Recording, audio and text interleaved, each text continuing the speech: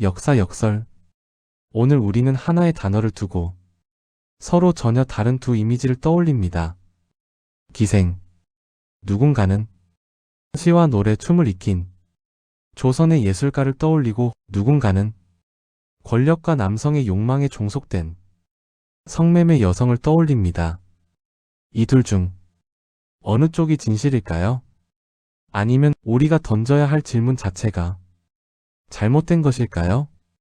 이 질문을 제대로 이해하려면 우리는 먼저 기생을 어떻게 평가할 것인가? 가 아니라 조선 사회가 기생을 왜 만들었는가? 부터 되짚어봐야 합니다. 기생은 자연스럽게 생겨난 존재가 아니었습니다. 민간에서 자발적으로 형성된 직업도 아니었고, 개인이 선택해 진입할 수 있는 길도 아니었습니다. 기생은 국가가 만든 신분이었고, 제도가 만들어낸 인력이었습니다. 조선에서 기생은 호적에 기록되었고, 관청에 소속되었으며, 필요할 때 호출되고, 명령에 따라 이동하는 존재였습니다. 그들은 자유로운 예술인이 아니라 국가가 관리하는 기능인이었습니다. 이 사실 하나만 놓고 보더라도 기생을 오늘날의 개념으로 단순히 예술가다 혹은 성매매 여성이다 라고 재단하기는 어렵습니다. 왜냐하면 조선 사회에는 오늘날 우리가 쓰는 직업, 자유, 예술가, 성매매라는 개념 자체가 지금과는 전혀 다른 의미로 존재했기 때문입니다. 조선은 유교 국가였습니다. 유교 사회에서 여성은 공적인 공간에서 말할 수 없는 존재였습니다. 노래할 수 없었고, 춤출 수 없었으며, 타인의 시선을 받는 자리에 설 수 없었습니다. 여성이 공개된 자리에서 자신의 목소리와 몸을 드러낸다는 것은 그 자체로 질서의 위반이었습니다. 그런데 이 철저한 금기의 사회가 단 하나의 예외를 허용합니다. 바로 기생이었습니다. 조선은 여성에게 예술을 허락하지 않았지만 동시에 외교와 의례, 연회와 향락의 현장에서 노래하고 춤출 수 있는 존재를 필요로 했습니다. 그 모순을 해결하기 위해 조선은 여성을 완전히 배제하는 대신 특정 여성들을 아예 별도의 신분으로 분리합니다. 그들이 기생이었습니다. 기생은 아무 여성이나 될 수 없었습니다. 기생이 되기 위해서는 어릴 때부터 훈련을 받아야 했습니다. 노래를 익혀야 했고, 춤을 배워야 했으며, 거문고와 가야금 같은 악기를 다뤄야 했습니다. 그리고 무엇보다 중요한 것은 글을 읽고 시를 이해하고 상대의 말을 알아듣는 능력이었습니다. 기생은 단순히 흥을 돋우는 존재가 아니라 양반 남성과 대화를 나눌 수 있는 소중히 교양을 요구받았습니다. 실제로 조선 후기의 문집과 일기들을 보면 기생은 종종 시를 짓는 상대, 담론을 주고받는 대상으로 등장합니다. 양반 남성이 자신의 시를 읽어주고 그 반응을 기대할 수 있는 몇 안 되는 여성 집단이 바로 기생이었습니다. 이 지점에서 우리는 분명히 말할 수 있습니다. 기생은 조선 사회에서 여성 중 가장 높은 수준의 문화적 교육을 받은 집단 중 하나였습니다. 즉, 기생은 분명 예술적 역량을 갖춘 존재들이었습니다. 그러나 여기서 중요한 질문이 등장합니다. 그 예술은 과연 그들 자신의 것이었을까요? 기생의 노래는 자신을 표현하기 위한 것이 아니었습니다. 기생의 춤은 자기 만족을 위한 것이 아니었고, 기생의 시는 자기 목소리를 내기 위한 수단도 아니었습니다. 기생의 예술은 언제나 타인을 향해 있었습니다. 누군가를 즐겁게 하기 위해, 누군가의 흥을 돋우기 위해, 누군가의 밤을 채우기 위해 존재했습니다. 기생은 어떤 자리에 나갈지 스스로 결정할 수 없었고, 누구를 만날지 선택할 권한도 없었습니다. 관청의 호출은 명령이었고, 거절은 허용되지 않았습니다. 기생의 예술은 존재 이유였지만 동시에 족쇄이기도 했습니다. 조선의 법과 제도는 기생을 공적인 존재로 규정했습니다. 원칙적으로 기생과의 성관계는 금지되어 있었습니다. 기생은 연애를 위한 존재였고 예술을 제공하는 기능인이었지 사적인 성적 대상은 아니라고 제도는 말했습니다. 그러나 제도와 현실은 늘 일치하지 않습니다. 실록과 문헌, 개인 일기를 살펴보면 기생과의 성적 관계는 공공연한 비밀에 가까웠습니다. 법적으로는 금지되어 있었지만 실제로 처벌받는 경우는 드물었고 오히려 기생과의 관계는 남성의 사회적 지위를 과시하는 수단처럼 소비되기도 했습니다. 이때 기생은 예술가이자 동시에 권력 앞에 노출된 여성으로 존재하게 됩니다. 기생이 성매매 여성이었는가? 라는 질문은 이 지점에서 단순해지지 않습니다. 그 관계는 오늘날의 상업적 성매매와도 다르고 자발적인 연애와도 다르며 폭력적인 강간과도 완전히 동일하지 않습니다.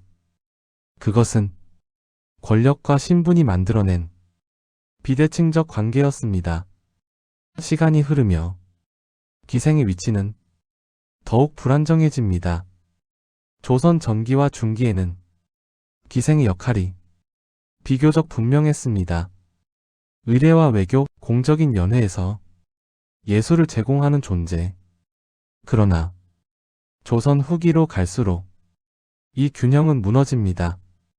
관료 사회는 부패하고 연회의 격은 낮아지며 기생에게 요구되는 것은 점점 더 예술이 아니라 향락이 됩니다.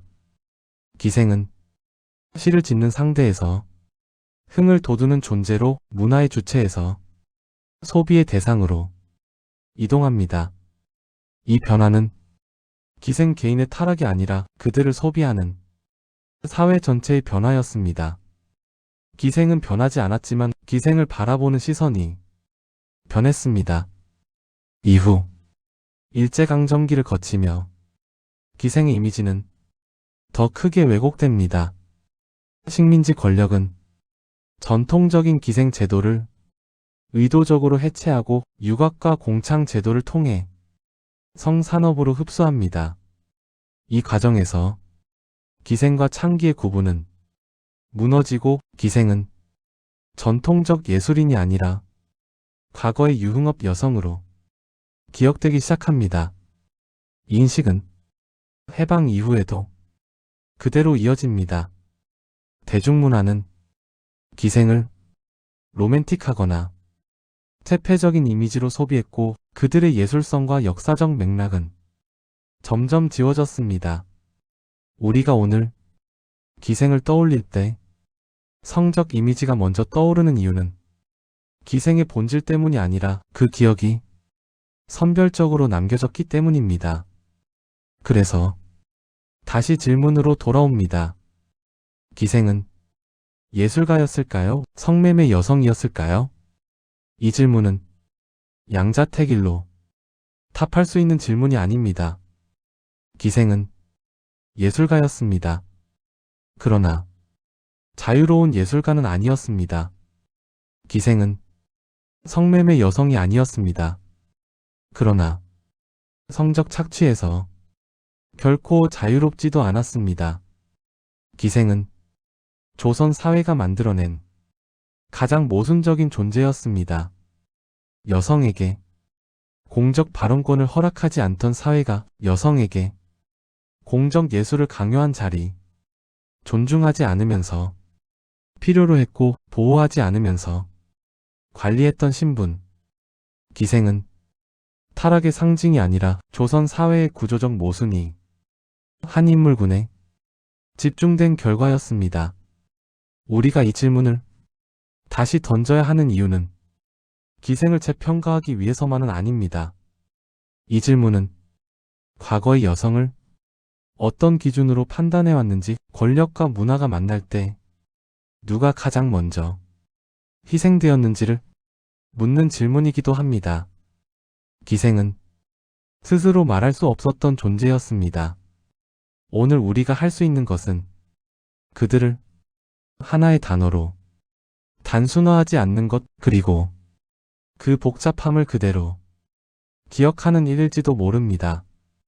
역사는 정답을 주지 않습니다. 다만 질문을 남길 뿐입니다. 그리고 그 질문 앞에 우리는 다시 서 있습니다. 먼저 분명히 해야 할 사실이 있습니다. 기생은 직업이기 이전에 신분이었습니다. 오늘날 우리는 기생을 하나의 일처럼 떠올리기 쉽습니다. 노래하고 춤추고 술자리에 동석하는 여성. 어쩌면 선택할 수 있었던 직업 혹은 다른 길도 있었을지 모르는 삶으로 상상합니다. 그러나 조선 사회에서 그런 상상은 거의 성립하지 않았습니다. 기생은 스스로 기생이 되겠다고 선택한 존재가 아니었고 원하면 그만둘 수 있는 신분도 아니었습니다. 기생은 태어나는 순간부터 이미 규정된 삶의 경로 위에 놓여있던 사람들이었습니다. 조선의 신분제는 단순히 양반과 상민, 천민으로 나뉘는 딱딱한 구조가 아니었습니다. 그 안에는 수많은 세부 신분들이 존재했고 기생은 그 중에서도 아주 독특한 위치를 차지하고 있었습니다. 기생은 천민으로 분류되었지만 아무 역할도 없는 천민이 아니었습니다. 그들은 국가가 직접 관리하는 존재였고 관청에 소속된 인력이었으며 호적과 장부에 명확히 기록된 공적인 신분이었습니다. 즉, 기생은 개인이 아니라 국가 소속의 존재였습니다. 이 점에서 우리는 흔히 혼동합니다. 기생은 자유롭게 돌아다니며 술자리에 나가 노래를 불렀으니 자유로웠을 것이라고 생각합니다. 하지만 실제로는 정반대였습니다. 조선 사회에서 가장 이동의 자유가 제한된 여성 집단 중 하나가 바로 기생이었습니다. 기생은 관청의 허가 없이는 거주지를 옮길 수 없었고 임의로 자리를 비울 수도 없었으며 부르면 반드시 나가야 했습니다. 기생의 몸은 개인의 것이 아니라 국가가 배치하고 활용하는 자원이었습니다. 기생이 되는 가장 일반적인 경로는 출생이었습니다. 기생의 다수는 기생의 딸이었습니다. 조선의 신분제는 어머니의 신분을 자식에게 그대로 물려주었습니다. 어머니가 기생이면 딸 역시 기생이었습니다. 아버지가 누구인지, 아버가 양반이었는지 혹은 관료였는지는 중요하지 않았습니다. 기생의 딸은 태어나는 순간부터 이미 관청의 장부에 미래의 기생으로 예정된 존재였습니다. 그 아이는 다른 선택지를 배운 적도 없었고 다른 삶을 상상할 기회도 없었습니다. 이 아이들은 어릴 때부터 일반 여성과 전혀 다른 교육을 받았습니다. 바느질이나 살림보다는 노래를 먼저 배웠고 춤과 악기 연습이 일상이었습니다. 글을 읽고 시를 외우고 말을 고르게 고르는 법을 배웠습니다. 이 교육은 재능이 있으면 시킨다는 차원이 아니었습니다. 기생의 딸에게 예술 교육은 선택이 아니라 의무였습니다. 그것은 장차 국가가 필요로 할 기능을 준비시키는 과정이었기 때문입니다. 기생은 아무 연회에나 나가는 존재가 아니었습니다. 국가 행사, 관청 연회, 외교 사절 접대, 중요한 공식 모임에는 항상 기생이 배치되었습니다.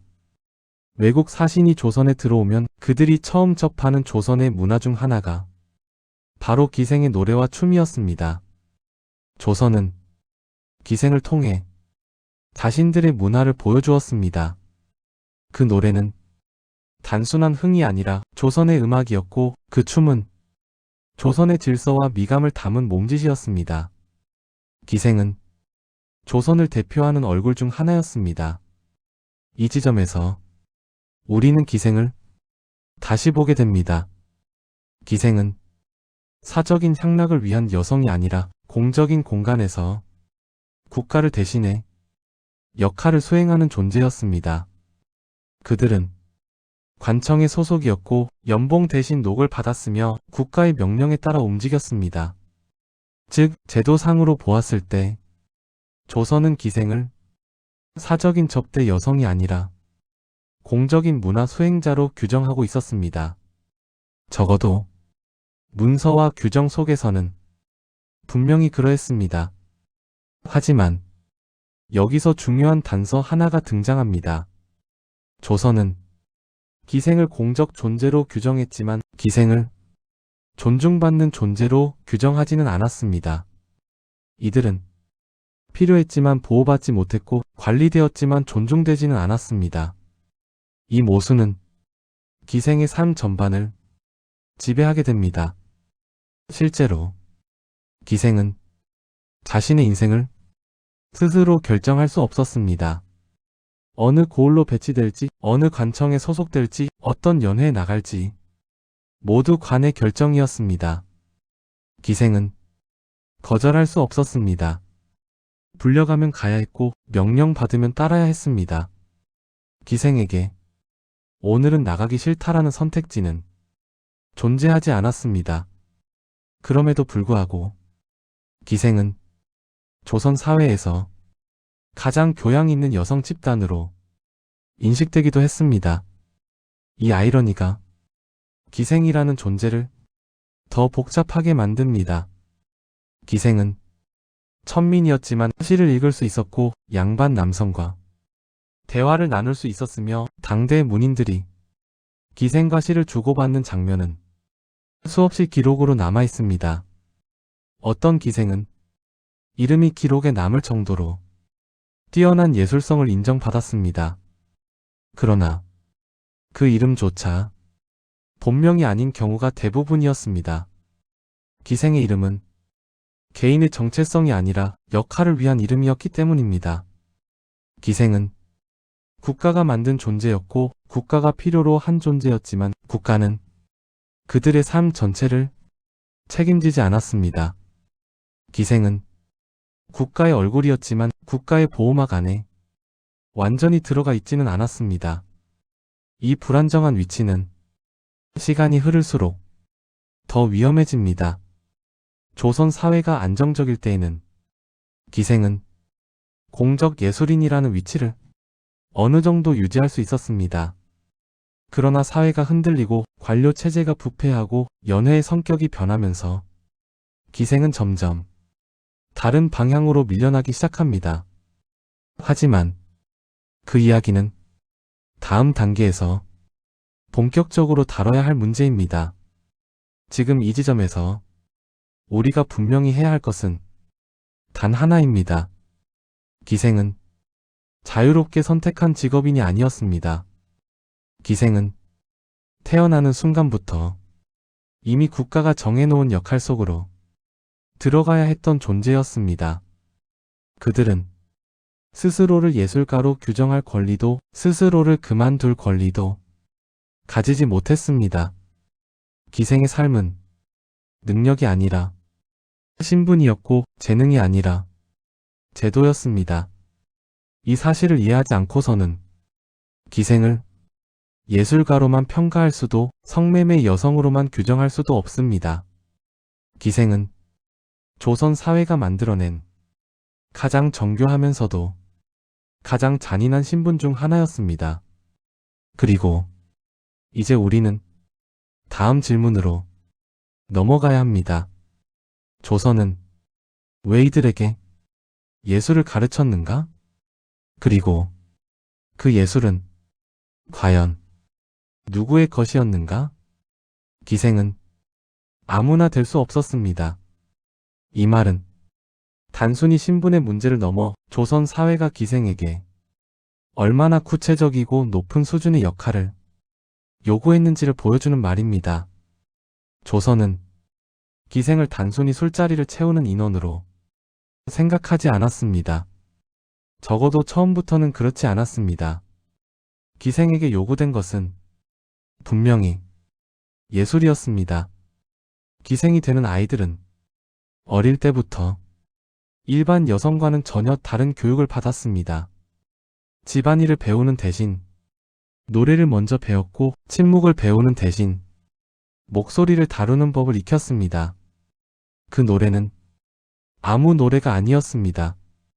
궁중음악의 영향을 받은 정제된 가락, 의례와 연애에서 사용되는 정형화된 곡조, 그리고 지역별로 전해지던 민요까지. 기생의 교육 과정에는 조선 사회가 축적해온 음악적 전통이 포함되어 있었습니다. 기생은 조선의 음악을 몸으로 기억해야 했습니다. 춤 또한 마찬가지였습니다. 기생이 추는 춤은 즉흥적인 몸짓이 아니었습니다. 각 동작에는 정해진 리듬과 질서가 있었고 움직임 하나하나에는 미적 규범이 담겨 있었습니다. 그 춤은 조선 사회가 생각한 아름다움의 기준을 시각적으로 구현하는 행위였습니다. 기생은 몸을 통해 조선의 미감을 표현하는 존재였습니다. 악기 연습 역시 피할 수 없는 과정이었습니다. 가야금, 거문고, 비파 같은 현악기는 기생의 기본 소양에 가까웠습니다. 악기를 다룬다는 것은 단순히 연주 기술을 익힌다는 의미가 아니었습니다. 악기의 음을 통해 장단을 이해하고 시와 노래의 구조를 몸에 새기며 상대의 감정 변화를 소리로 읽어내는 능력을 기르라는 뜻이었습니다. 기생에게 예술은 취미가 아니라 기능이었습니다. 그러나 이 모든 교육 가운데 가장 중요한 것은 노래도 춤도 악기도 아니었습니다. 가장 중요한 것은 글을 읽는 능력, 그리고 시를 이해하는 능력이었습니다. 기생은 양반 남성과 시를 주고받는 자리에서 말귀를 알아듣지 못하면 존재 자체가 성립되지 않았습니다. 조선의 상류 문화에서 시를 모른다는 것은 대화에 끼지 못한다는 뜻이었습니다. 기생은 단순히 노래를 부르는 사람이 아니라 시를 매개로 한 문화적 교류의 상대였기 때문입니다. 실제로 조선시대의 많은 연회는 술자리이자 시회였습니다. 양반들은 술을 마시며 시를 짓고 그 시를 서로 읽고 평했습니다. 이때 기생은 그저 옆에서 노래만 부르는 존재가 아니었습니다. 기생은 그 시를 이해하고 반응하고 때로는 다시 시로 응답해야 했습니다. 기생이 시를 이해하지 못한다면 그 자리는 어색해질 수밖에 없었습니다. 그래서 기생은 반드시 문해력을 갖춰야 했습니다. 이 점에서 기생은 조선 사회의 여성 가운데 가장 높은 수준의 문해력을 가진 집단 중 하나였습니다. 대다수의 여성은 글을 배울 기회조차 없었습니다. 글을 안다는 것은 곧 공적 세계에 접근할 수 있다는 뜻이었고 유교 사회에서 그 문은 여성에게 거의 열리지 않았습니다. 그런데 기생은 예외였습니다. 기생은 글을 배웠고 시를 외웠으며 문장을 이해했습니다. 이것은 조선 사회가 기생에게 부여한 역할이 얼마나 특수했는지를 보여줍니다. 문인들의 기록을 보면 이 점은 더욱 분명해집니다. 수많은 문집과 일기 속에서 기생은 배경인물이 아니라 대화의 상대, 비평의 대상, 때로는 시적 영감의 주체로 등장합니다. 어떤 문인은 자신의 시가 어떤 기생의 반응을 이끌어냈는지를 자세히 기록했고 어떤 문인은 기생의 노래를 듣고 시상을 떠올렸다고 적었습니다. 이 기록들은 기생이 단순히 있는 자리를 채우는 존재가 아니라 문화적 교류의 한 축이었음을 보여줍니다. 예를 들어 조선 후기 문인들의 글을 보면 기생의 노래를 두고 가락이 깊다, 정치가 고와하다, 시의 뜻을 잘 살렸다와 같은 평가가 등장합니다. 이런 표현은 기생을 단순한 기능인으로 보지 않았다는 증거이기도 합니다. 그들은 기생의 예술적 감각을 인정하고 있었습니다. 그러나 여기서 중요한 질문이 등장합니다. 그 예술은 과연 기생 자신의 것이었을까요? 기생은 노래를 불렀지만 그 노래를 부를지 말지를 스스로 결정하지는 못했습니다. 기생은 춤을 추었지만 언제 어디서 누구 앞에서 출지를 선택할 수는 없었습니다. 기생의 예술은 자기 표현이 아니라 요청에 따른 수행이었습니다. 기생의 예술은 언제나 타인을 향해 있었습니다. 자신의 감정을 드러내기 위한 노래가 아니라 상대의 감정을 자극하기 위한 노래였고, 자기 내면을 표현하기 위한 춤이 아니라 상대의 흥을 돋우기 위한 몸짓이었습니다. 기생의 예술은 존재 이유였지만 동시에 자유를 제한하는 장치였습니다. 조선은 여성에게 예술을 허락하지 않았지만 기생에게는 예술을 강요했습니다. 이 아이러니는 기생이라는 존재를 더욱 복잡하게 만듭니다. 기생은 예술가였지만 예술을 통해 자신을 해방할 수는 없었습니다. 예술은 기생을 빛나게 만들었지만 그 빛은 항상 타인을 비추는 방향으로만 향해 있었습니다. 기생이 조선 사회에서 여성이 거의 접근할 수 없었던 예술과 지식의 영역에 들어갈 수 있었던 이유는 그것이 기생 자신의 권리가 아니라 국가와 사회가 필요로 한 기능이었기 때문입니다. 그 문은 열려 있었지만 자유롭게 드나들 수 있는 문은 아니었습니다. 이 지점까지만 놓고 보면 기생은 분명 예술가였습니다. 그들은 노래했고 춤췄고 연주했고 시를 이해했습니다. 그 능력은 당대 기준으로 분명히 높은 수준이었습니다. 그러나 문제는 여기서 끝나지 않습니다. 예술이 누구의 것이었는지, 그 예술이 기생을 보호했는지 아니면 더 깊이 노출시켰는지의 문제는 이제부터 본격적으로 드러나기 시작합니다. 다음 단계에서 우리는 예술과 성의 경계가 어디에서 어떻게 무너지기 시작했는지를 살펴보게 될 것입니다. 그리고 그 순간 기생은 예술가이자 동시에 가장 취약한 존재로 등장하게 됩니다. 기생의 예술은 자기 표현이 아니었습니다. 이 문장은 기생이라는 존재를 이해하는데 가장 중요한 출발점이 됩니다. 기생이 부르는 노래, 기생이 추는 춤, 기생이 읊는 시는 모두 자신을 드러내기 위한 예술이 아니었습니다. 그 예술은 언제나 타인의 감상을 전제로 존재했습니다.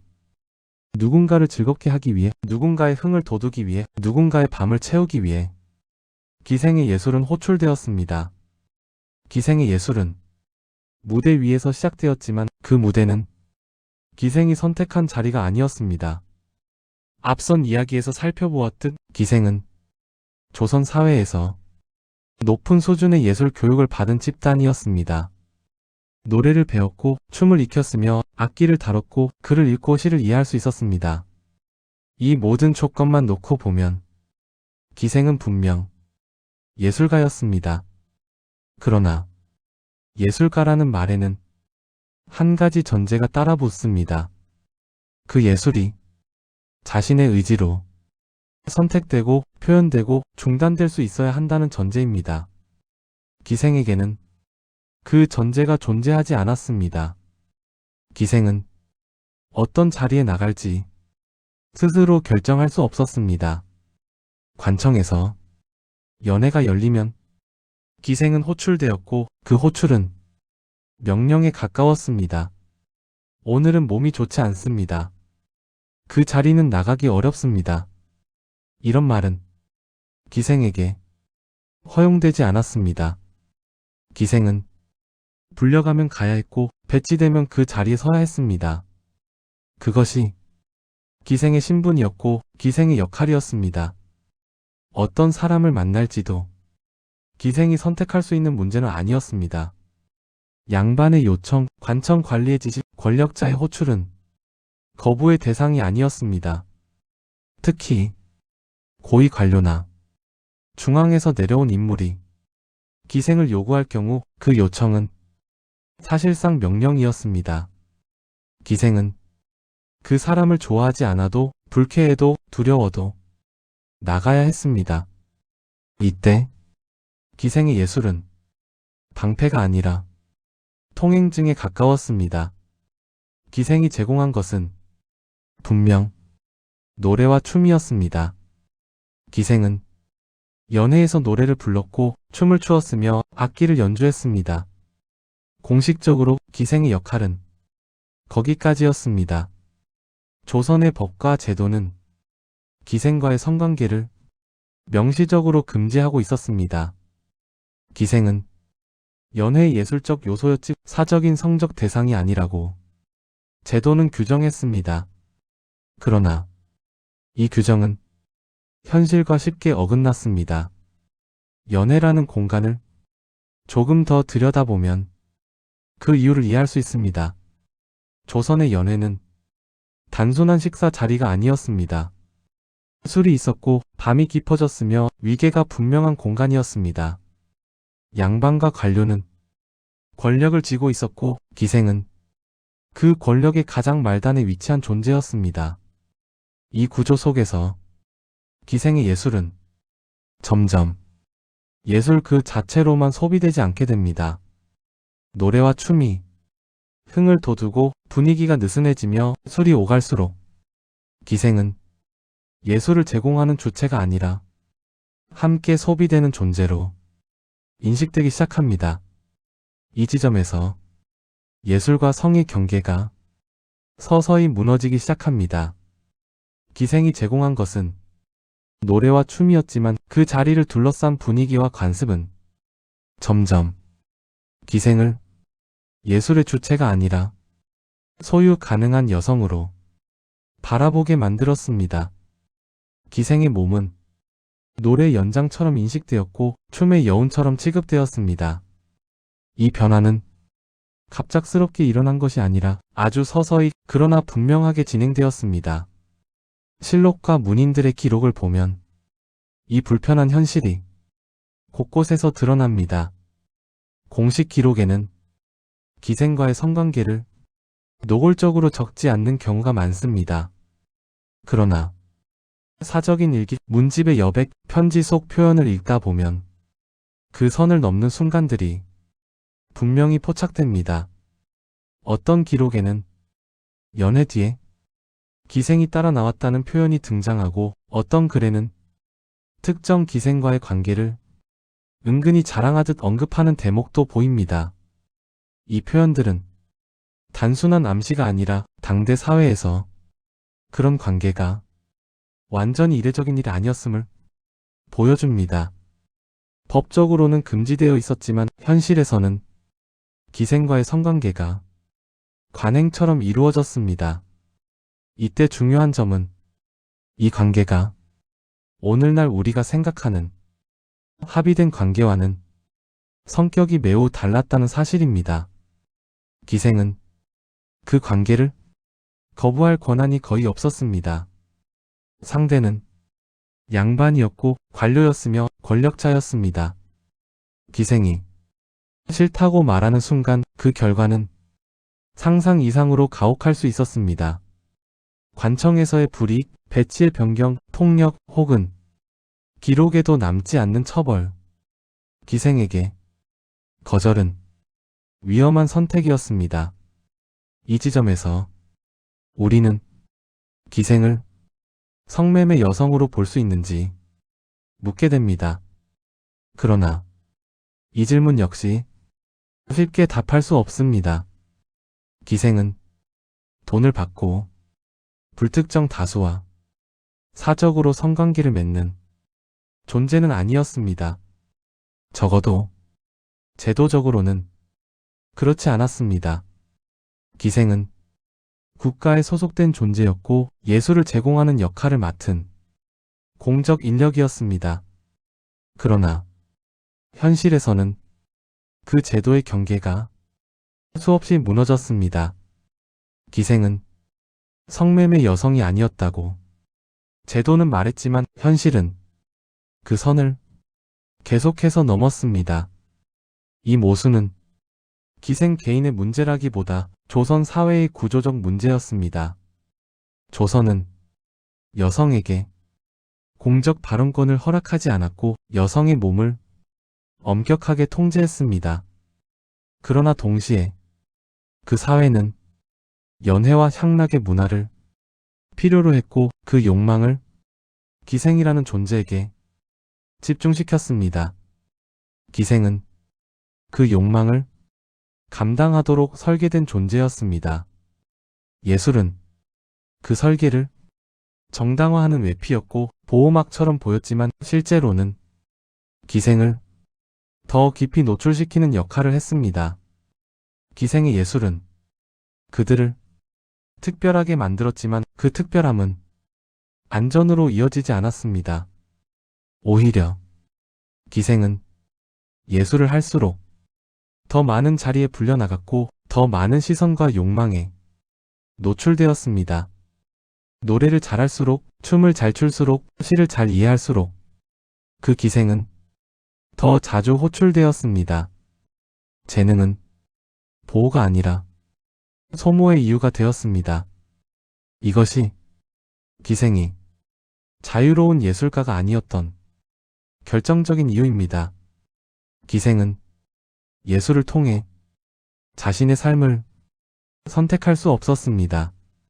예술은 그들의 생존 조건이었지만 삶의 방향을 바꾸어주는 열쇠는 아니었습니다. 기생의 예술은 능력이었지만 그 능력은 자유로 이어지지 않았습니다. 이 지점에서 기생이라는 존재는 가장 모순적인 모습으로 드러납니다. 기생은 조선 사회에서 가장 세련된 예술을 수행했지만 동시에 가장 취약한 위치에 놓인 여성이었습니다. 존재 이유는 분명했지만 존재를 지켜줄 권리는 주어지지 않았습니다. 기생은 예술가였지만 자유로운 예술가는 아니었습니다. 그리고 이 모순은 조선 후기로 갈수록 더 노골적으로 드러나게 됩니다. 예술의 외피는 얇아지고 성적 소비는 점점 더 전면으로 등장합니다.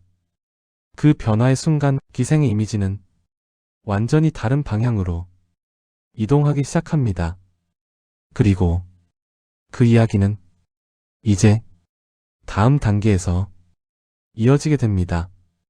조선 전기와 중기를 지나 후기로 갈수록 기생의 위치는 눈에 띄게 달라집니다. 같은 기생이라는 이름을 쓰고 있지만 조선 후기의 기생은 조선 전기의 기생과 전혀 다른 자리에 서 있었습니다. 그리고 이 변화는 갑작스러운 붕괴가 아니라 서서히 진행된 사회 전체의 균열 속에서 완성됩니다. 조선 전기와 중기의 연애를 떠올려 보면 그 자리는 단순한 술자리가 아니었습니다. 연애는 정치적 관계를 확인하는 자리였고 문화적 수준을 과시하는 공간이었으며 문인들이 시를 주고받는 일종의 문화 무대였습니다. 이때 기생은 그 무대를 구성하는 중요한 요소였습니다. 노래는 연회의 격을 만들었고 춤은 질서를 상징했으며 기생이 이해하고 응답하는 시는 그 자리가 단순한 향락이 아니라 문화적 교류임을 보여주는 장치였습니다. 기생은 그 공간에서 예술의 일부였고 연회의 품격을 떠받치는 존재였습니다.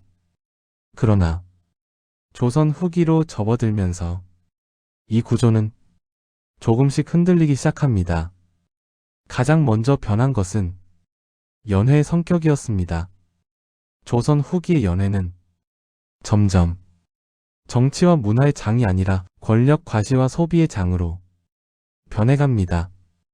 연회는 시를 짓는 자리라기보다 술을 많이 마시는 자리가 되었고 교양을 겨루는 공간이라기보다 누가 더 많은 자원을 동원할 수 있는지를 보여주는 자리가 됩니다. 이 변화는 기생의 위치에도 직접적인 영향을 미칩니다. 문인적 교류는 점점 줄어듭니다. 연회에서 시를 주고받는 장면은 형식적으로 남아있을 뿐 그 깊이는 얕아집니다.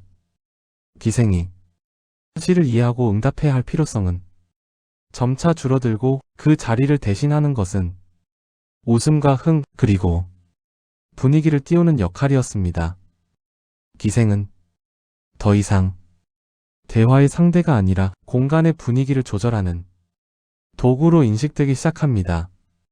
이때부터 기생의 예술은 의미보다 효과로 평가됩니다. 이 변화는 기생 개인의 문제로 설명될 수 없습니다.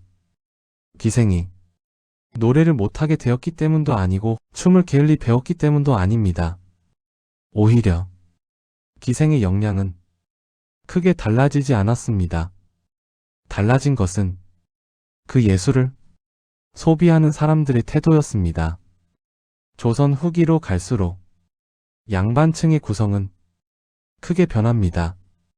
과거를 통해 학문과 교양을 인정받은 양반보다는 재산과 인맥을 통해 지위를 유지하는 양반이 늘어납니다. 형식적으로는 여전히 유교적 교양을 말하지만 실제로는 그 내용을 깊이 이해하지 못하는 경우도 적지 않았습니다. 이 변화는 연애 문화에도 그대로 반영됩니다. 시를 이해하지 못하는 사람이 시를 요구하지 않게 되고 음악의 맥락을 읽지 못하는 사람이 그저 소리만을 소비하게 됩니다.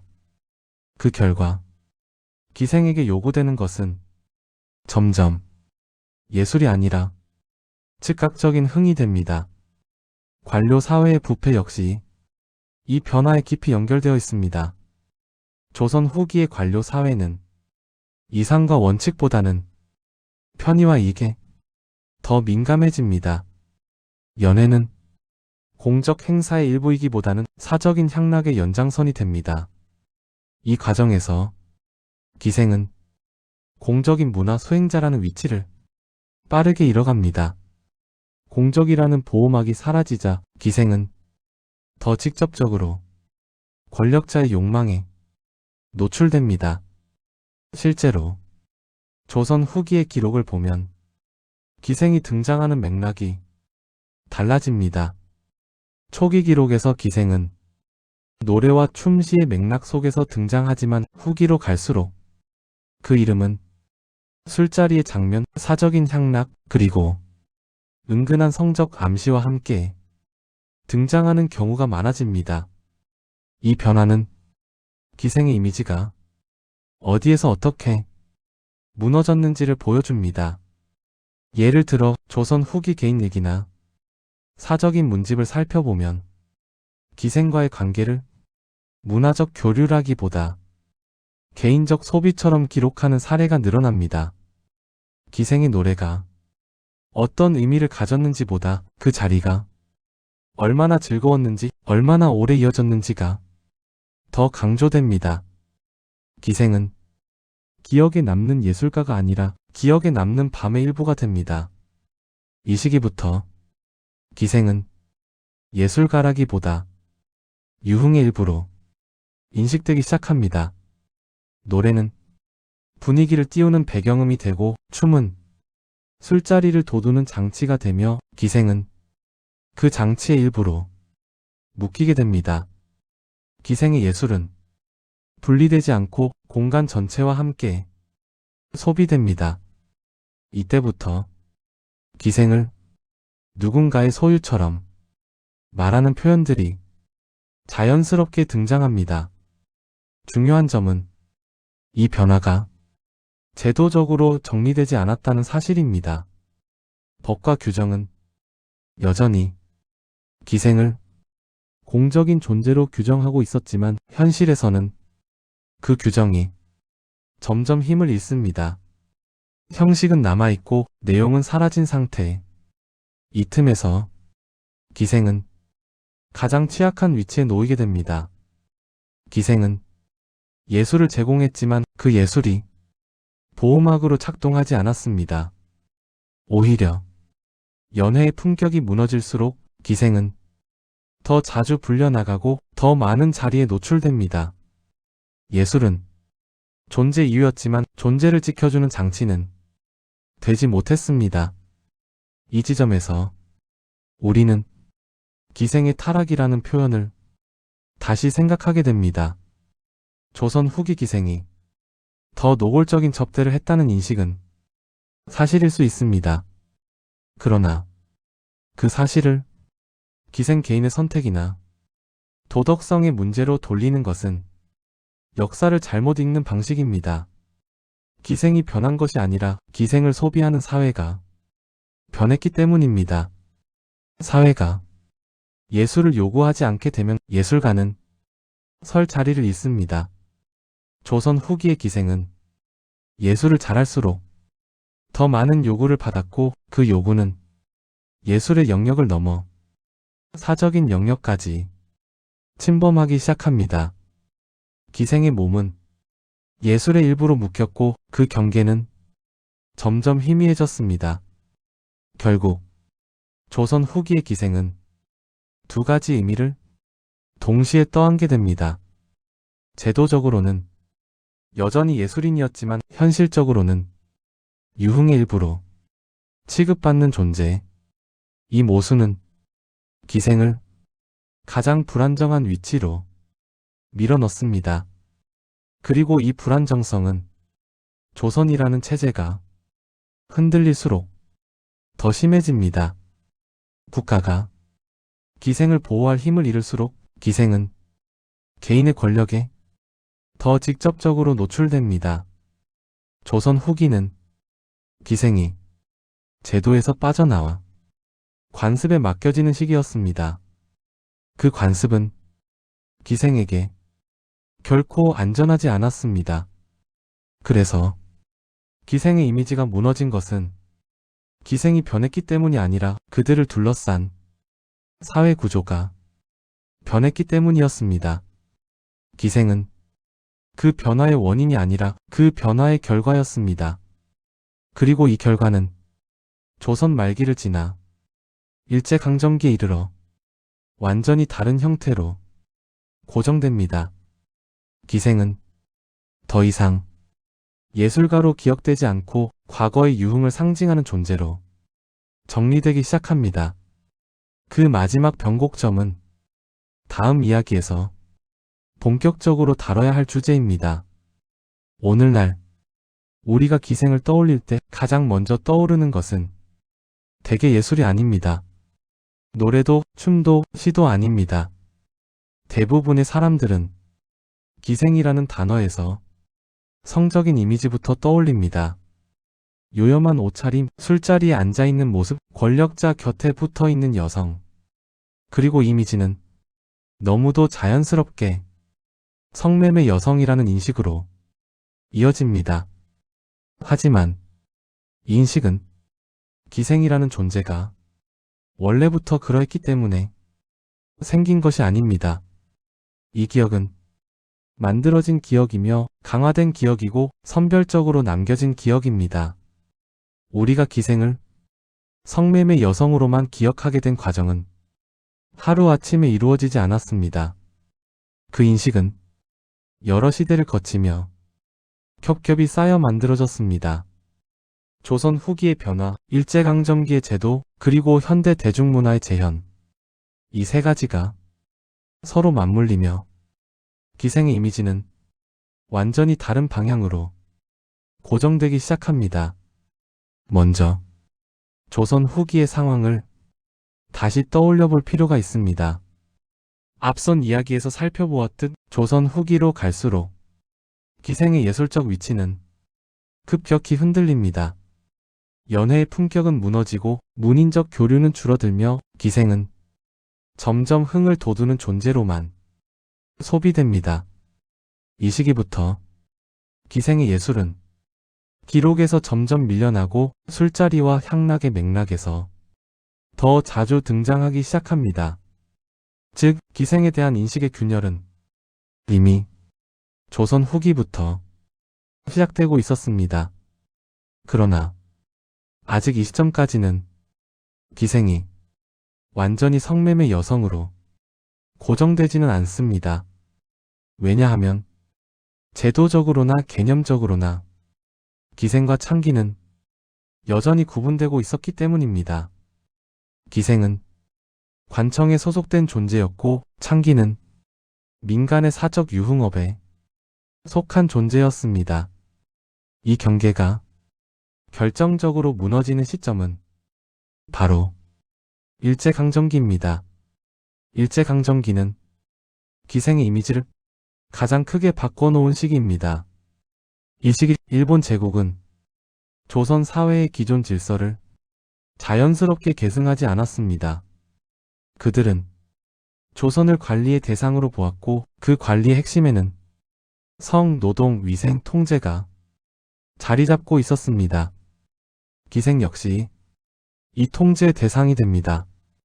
일제는 기존의 기생 제도를 그대로 유지하지 않았습니다.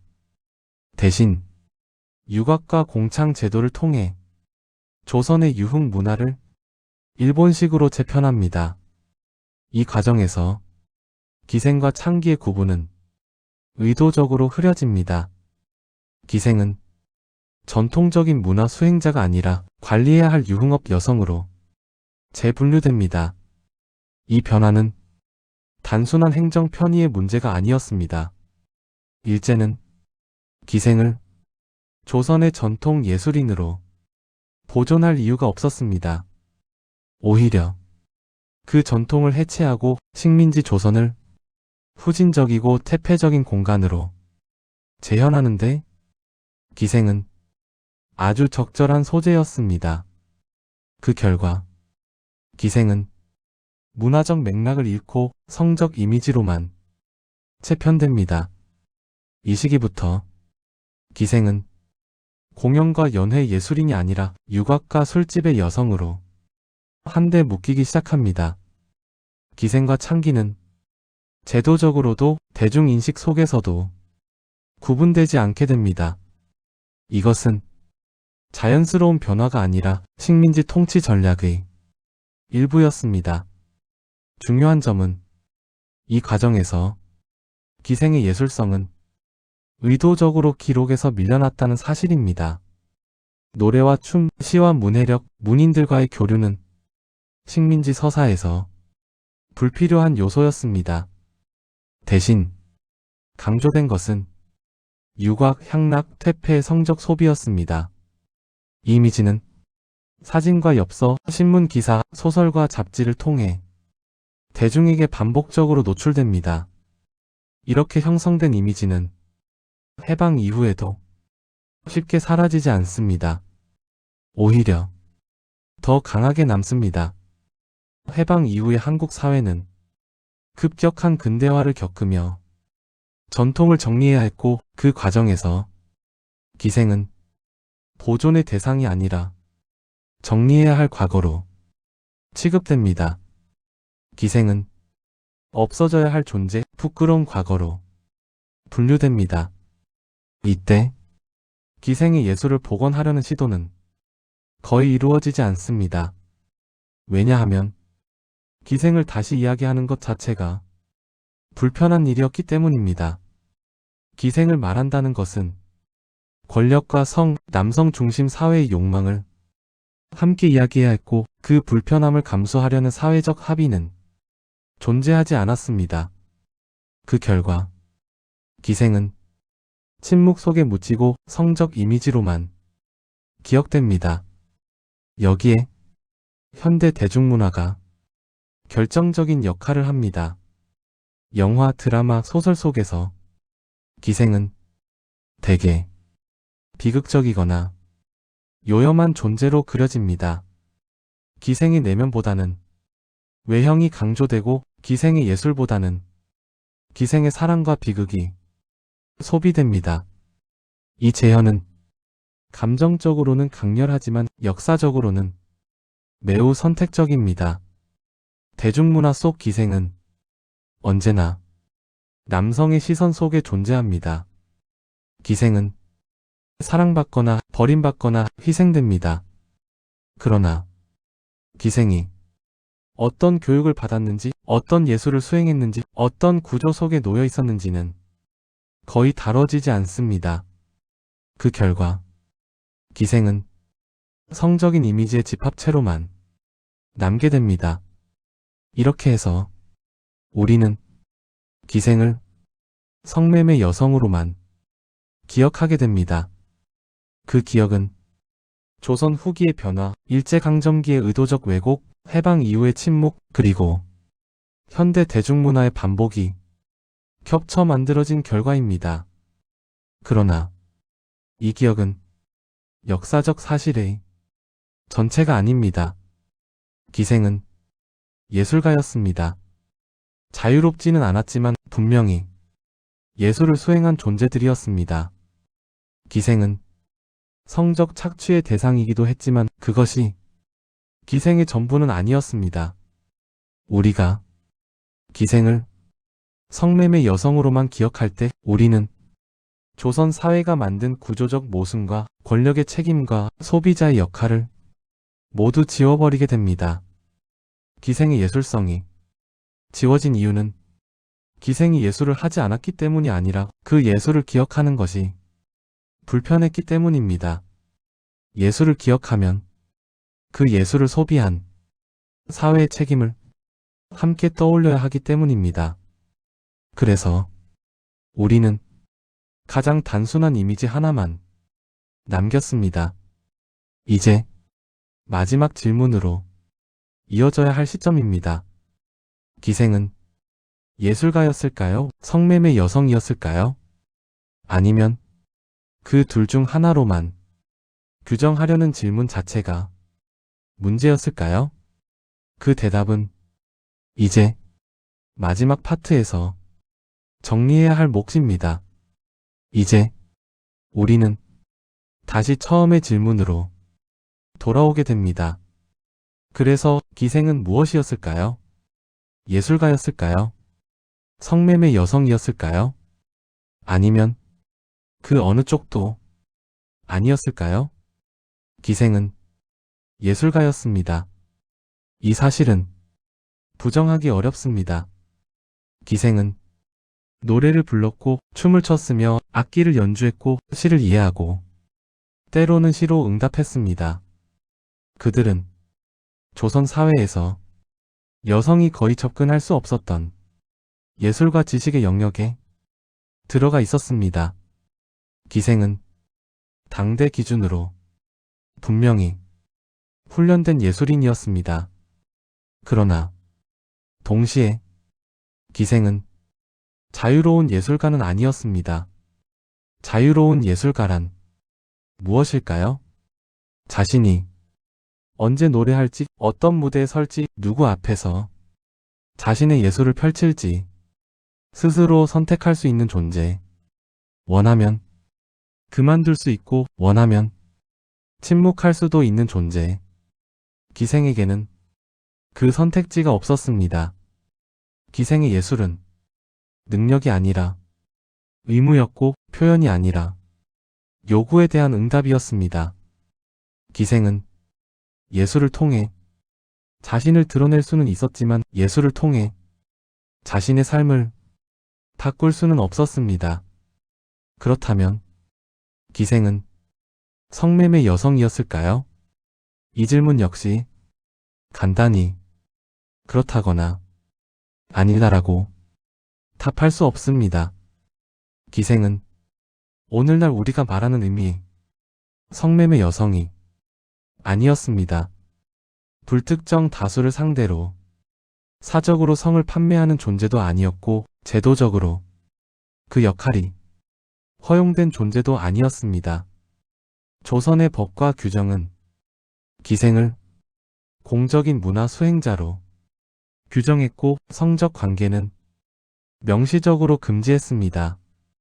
그러나 동시에 기생은 성적 착취에서 결코 자유롭지 않았습니다. 기생이 그 자리에 서게 된 이유, 그들이 불려간 연회의 성격, 그 공간을 지배하던 권력 구조를 생각해보면 이 사실은 부정할 수 없습니다. 기생은 거부할 권리가 없었고 선택할 힘이 없었으며 침묵할 수 있는 안전망도 가지고 있지 않았습니다. 그 관계가 기록에 남지 않았다고 해서 그 착취가 존재하지 않았다고 말할 수는 없습니다. 즉, 기생은 성매매 여성이 아니었지만 성적 착취의 구조 안에 놓여있던 존재였습니다. 이 두 문장은 모순처럼 보이지만 기생이라는 존재를 이해하기 위해서는 반드시 함께 붙어 있어야 합니다. 그래서 기생은 하나의 단어로 정리될 수 없습니다. 기생은 예술가였지만 자유롭지 않았고 성적 착취의 대상이었지만 그것이 전부는 아니었습니다. 기생은 조선 사회가 만들어낸 가장 모순적인 존재였습니다. 조선은 여성에게 공적 발언권을 허락하지 않았습니다. 여성은 침묵해야 했고 보이지 않아야 했으며 집 안에 머물러야 했습니다. 그러나 그 사회는 노래와 춤, 연회와 향락을 필요로 했습니다. 이 모순을 조선은 기생이라는 신분으로 해결합니다. 여성에게 예술을 허락하지 않던 사회가 여성에게 예술을 강요했던 자리, 기생은 그 모순이 집중된 공간이었습니다. 기생은 존중받지 않았지만 필요로 되었고 보호받지 않았지만 관리되었습니다. 국가는 기생을 장부에 기록했고 관청은 기생을 배치했지만 그들의 삶 전체를 책임지지는 않았습니다. 기생은 국가의 얼굴이었지만 국가의 보호 대상은 아니었습니다. 이 불완전한 보호는 시간이 흐를수록 기생을 더 위험한 위치로 밀어넣습니다. 조선 후기로 갈수록 이 모순은 더 노골적으로 드러납니다. 연회의 품격이 무너지고 예술이 소비로 바뀌며 기생은 예술가가 아니라 유흥의 일부로 인식되기 시작합니다. 그리고 일제강점기를 거치며 이 인식은 완전히 굳어집니다. 기생은 전통 예술인이 아니라 과거의 유흥업 여성으로 정리됩니다. 그 과정에서 기생의 예술성은 기억에서 지워지고 성적 이미지만 남게 됩니다. 하지만 이것은 기생의 전부가 아닙니다. 이것은 기생을 둘러싼 사회가 선택한 기억입니다. 예술을 기억하면 그 예술을 소비한 권력과 사회를 함께 기억해야 하기 때문에 우리는 그 예술을 지워버렸습니다.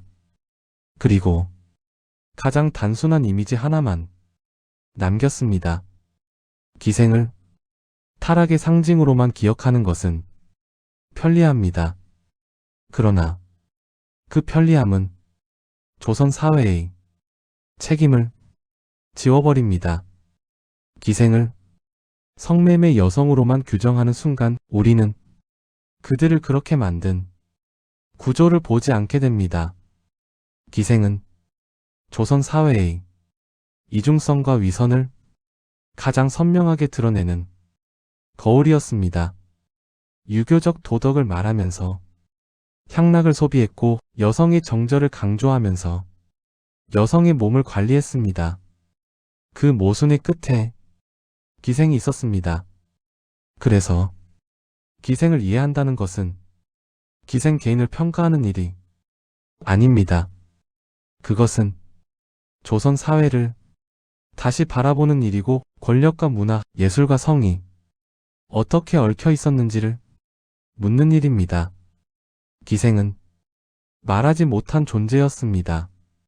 그들의 목소리는 기록에 남지 않았고 대부분 남성의 글 속에서만 전해집니다.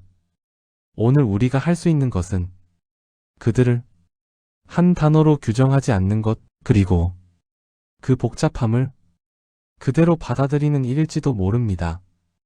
기생은 예술가였고 피착취자였으며 국가의 도구였고 동시에 그 사회의 민낯이었습니다.